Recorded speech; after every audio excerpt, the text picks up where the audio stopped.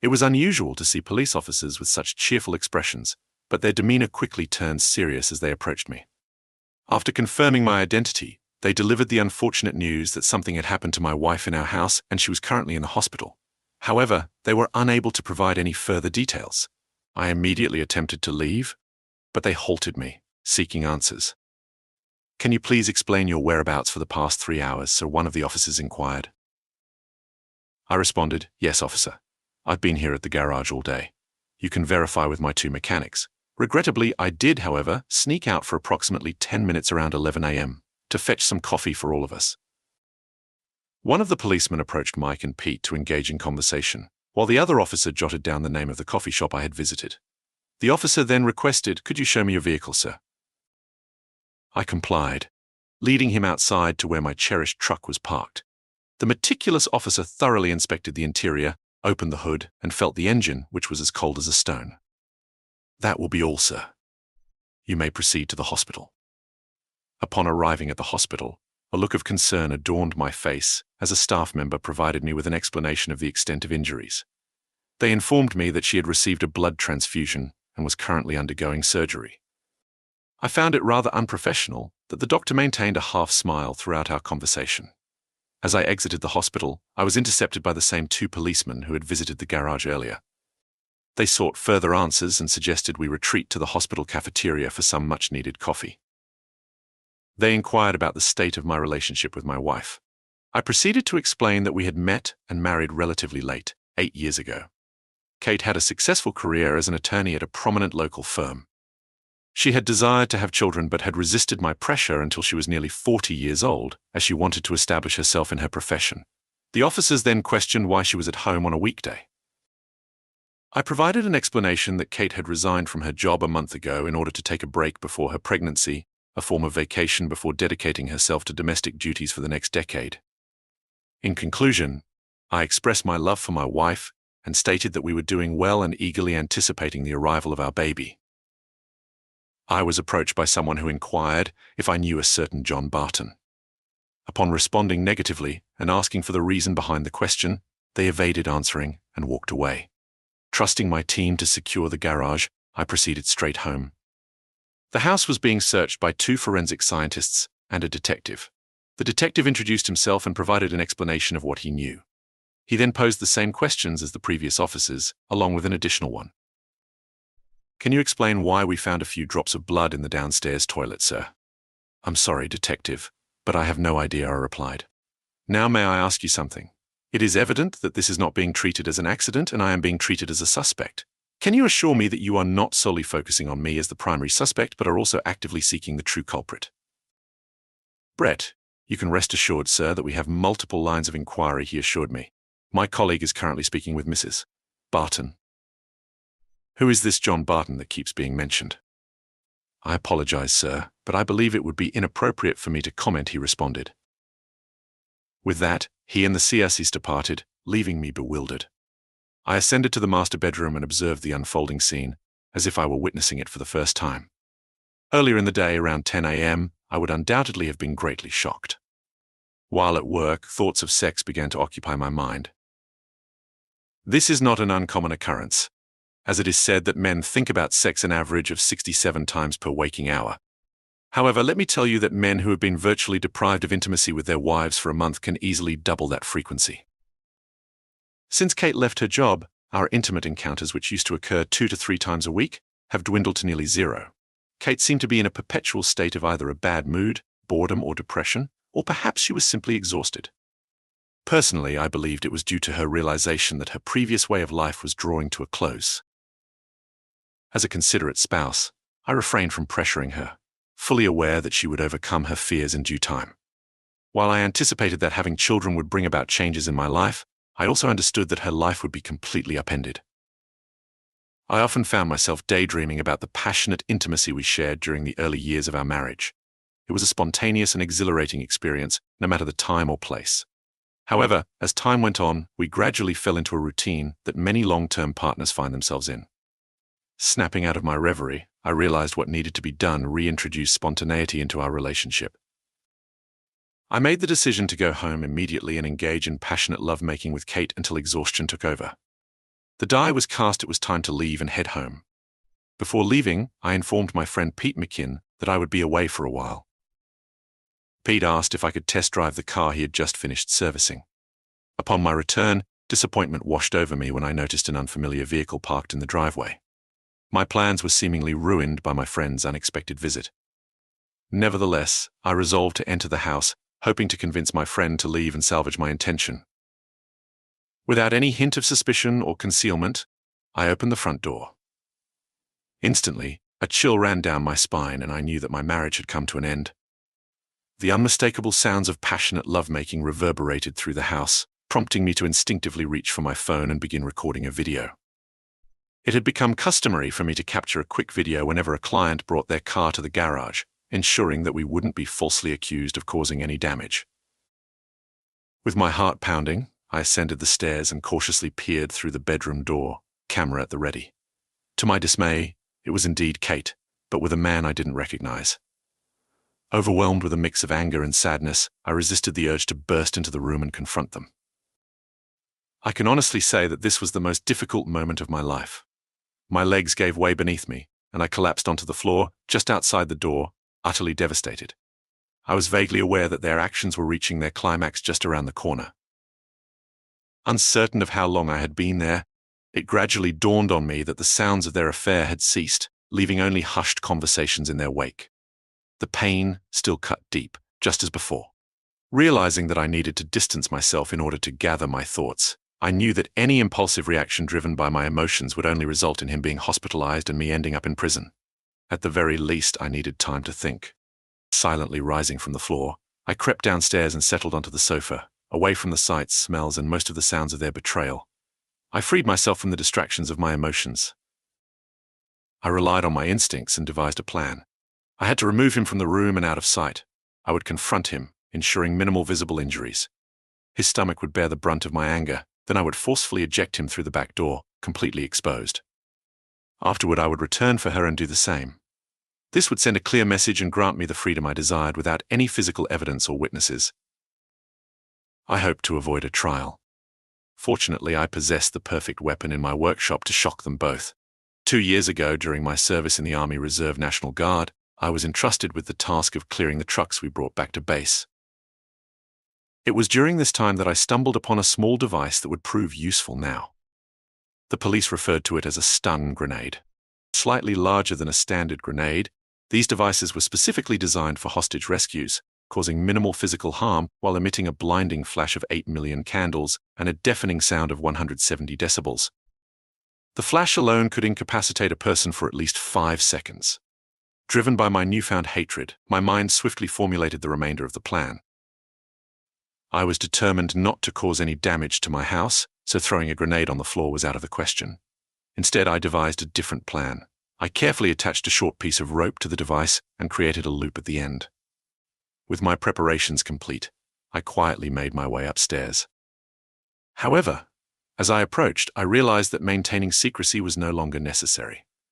The unmistakable sounds of men's moans emanated from behind the bedroom door. I briefly paused to retrieve my phone from the floor, where I had dropped it outside the door. Peeking around the door frame, I discovered that the second round of intimacy was in full swing.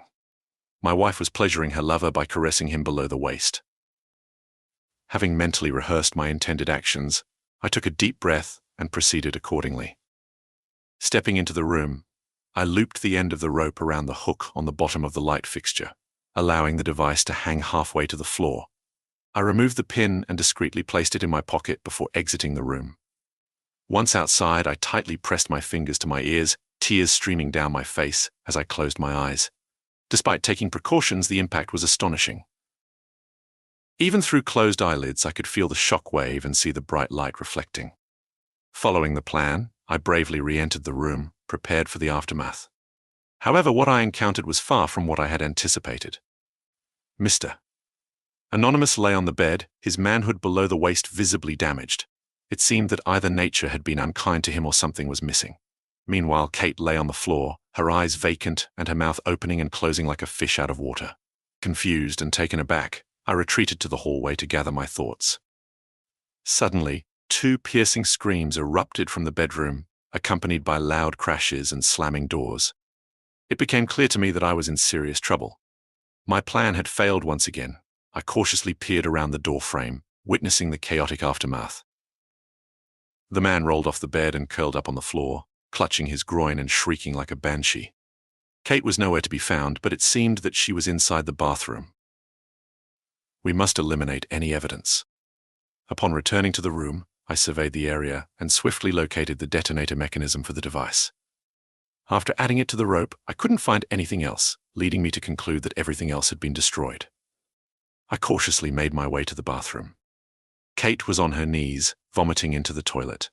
I had no inclination to assist her. I simply no longer cared.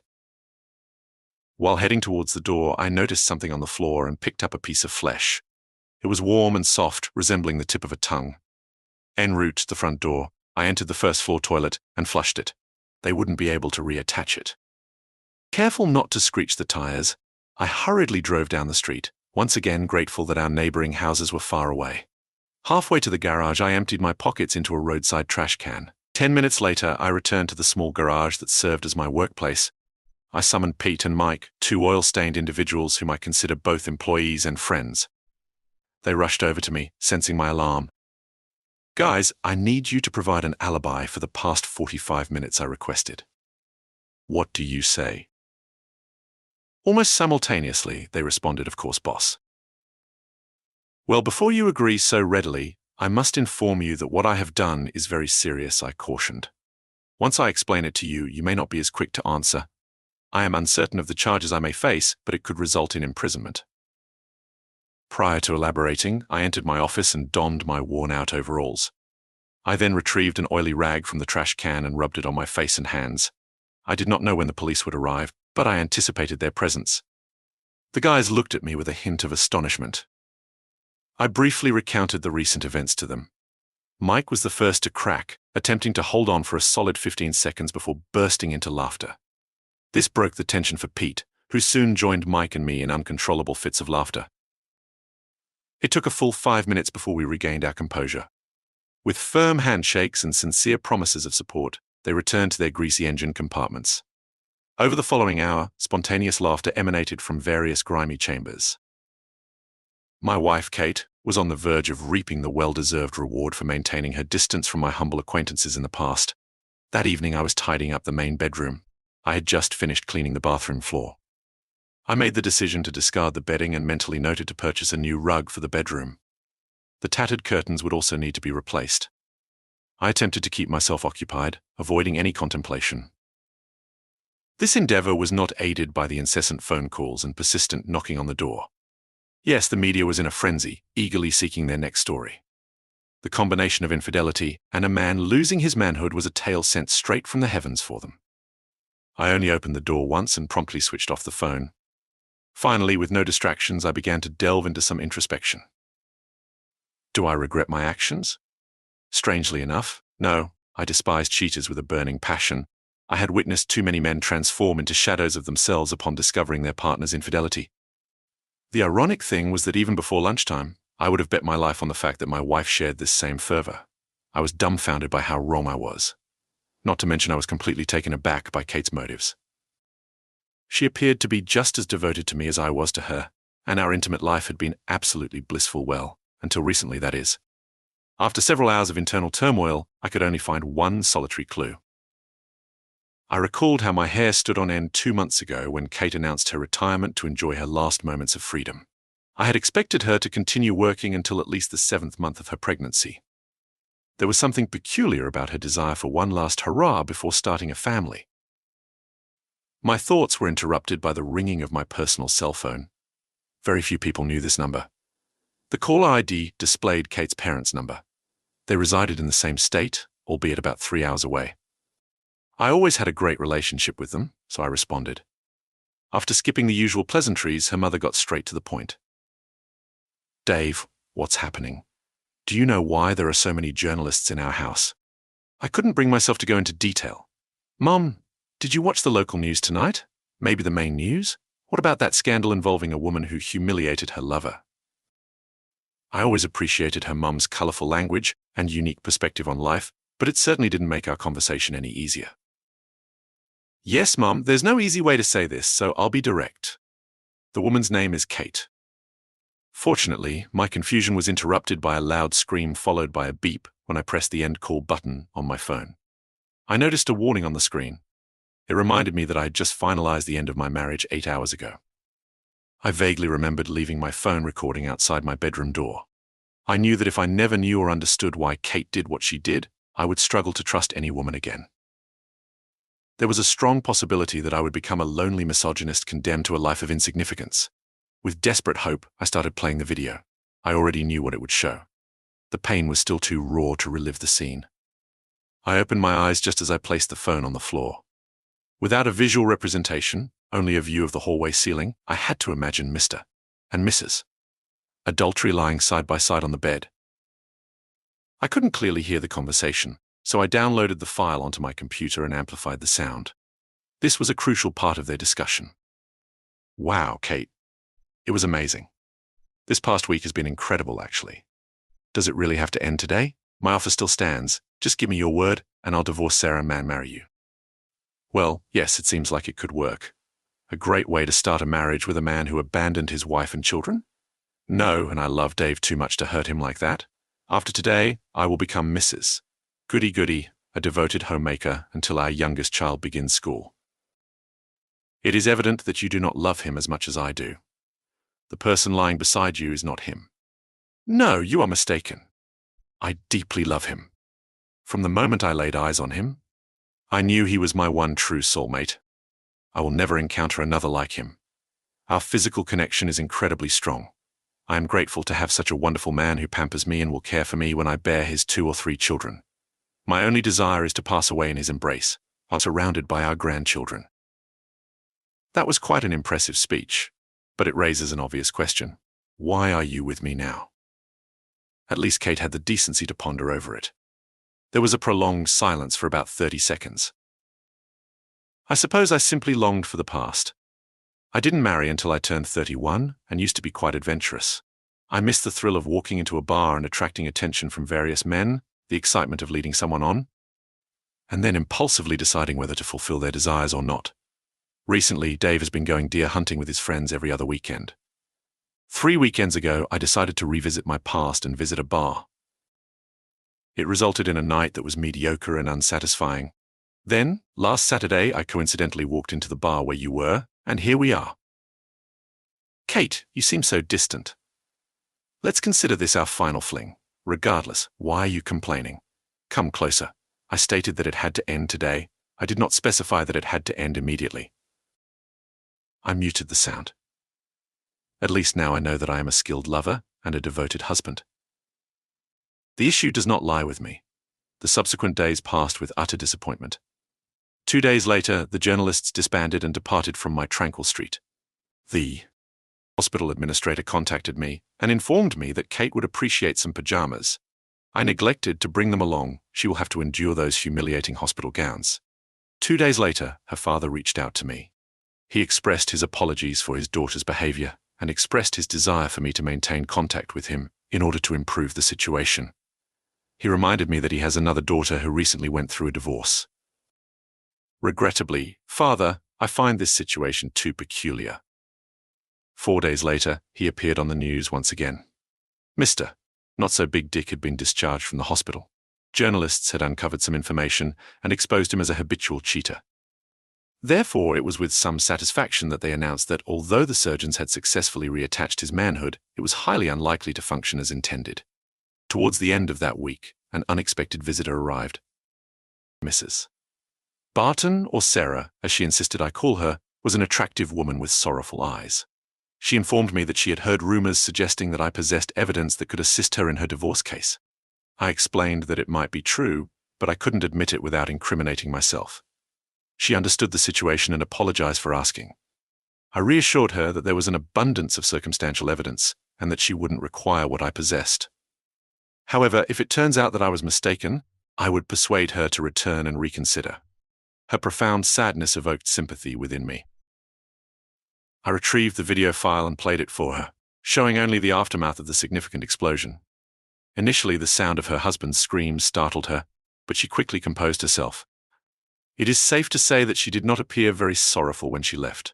Being the helpful person that I am, I offered her the opportunity to pick me up when her sadness resurfaced. Oh yes, that was not the last time I encountered Sarah Barton. The final visitor I received was perhaps the most peculiar. On Saturday, I opened the door to find the detective I had spoken to at the house on the day of the significant event. He was no longer wearing a suit, but instead jeans and a shirt. "Hey son, I won't come in," he said. "I just wanted to inform you that if there is insufficient evidence, I have recommended closing the case." Upon receiving Kate's letter, it was delivered to me on the following Tuesday. In her letter, she expressed her deep remorse and apologized for the pain she caused me. She understood why I couldn't bring myself to visit her and offered her unconditional forgiveness.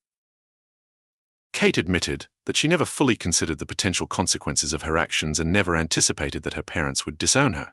She acknowledged that she had lost my love, trust, and respect forever, which deeply saddened her. Kate mentioned that she would understand if I chose to never speak to her again, but believed that it might aid in my healing process if she explained her motivation. She emphasized that she took full responsibility for her actions. According to the doctors, it seems that I may not be able to speak normally for a significant period of time, if at all. They suspect that I may have accidentally swallowed the tip of my tongue when I bit it off. They have informed me about an experimental stretching technique that could potentially restore some functionality. I am hopeful that this treatment will be successful, as it would allow me to resume my career and provide a distraction from the bleak and loveless future I currently face. In the event of our divorce, I am willing to agree to any terms you desire and will sign any necessary documents on the condition that you keep me on your health insurance for the foreseeable future. I would be eternally grateful for this gesture. In conclusion, I bid you farewell, my love. I sincerely wish you nothing but happiness in the days to come. I hope that my actions have not completely shattered your life. With love, Kate, also known as your unfaithful wife. I must admit that her letter deeply moved me, prompting me to reconsider my previous decision. As a result, I promptly sent her pajamas to the hospital along with the contact information for Mick and Pete. I wonder if I owe them a beer or perhaps